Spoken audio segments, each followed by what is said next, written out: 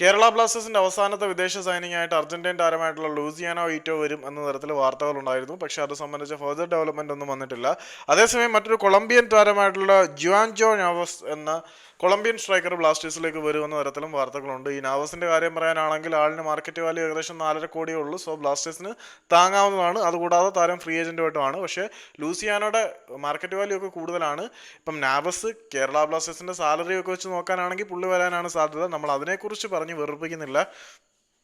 Because റൂമറുകൾ നമ്മൾ അധികം പറയുന്നില്ലല്ലോ, അങ്ങനെയാണ് തീരുമാനിച്ചത്.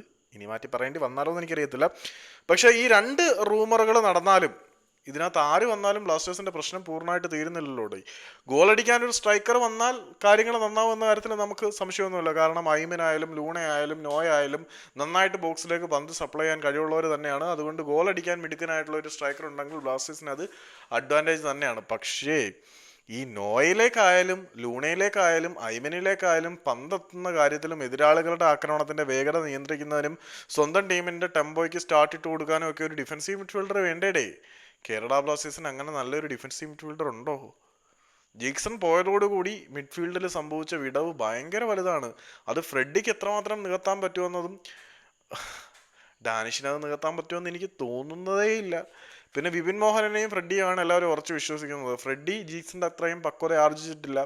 വിപിനും ജീക്സന്റെ ലെവലിലേക്ക് എത്തിയിട്ടില്ല. ഒരുപക്ഷെ ജീക്സണേക്കാട്ടിൽ നന്നായിട്ട് വളരെ ക്രിയേറ്റീവായിട്ട് ഭാവനാസമ്പന്നമായിട്ട് മുന്നിലേക്ക് പാസുകൾ സപ്ലൈ ചെയ്യാൻ വിപിൻ മോഹനന് കഴിഞ്ഞേക്കാം. പക്ഷേ ജീക്സനെ പോലെ കളിയെ മുഴുവൻ ഹോൾഡ് ചെയ്യാനുള്ള കപ്പാസിറ്റി വിപിനില്ല.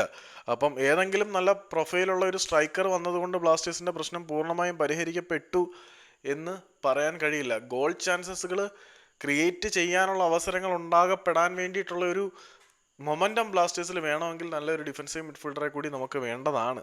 അത് ജസ്റ്റ് പറഞ്ഞു എന്നേ ഉള്ളൂ. സപ്പോർട്ട് ചെയ്യേണ്ടവർക്ക് സപ്പോർട്ട് ചെയ്യാം, പൊങ്കാല ഇടേണ്ടവർക്ക് പൊങ്കാല ഇടാം. അങ്ങനെ അങ്ങ് പോവാം.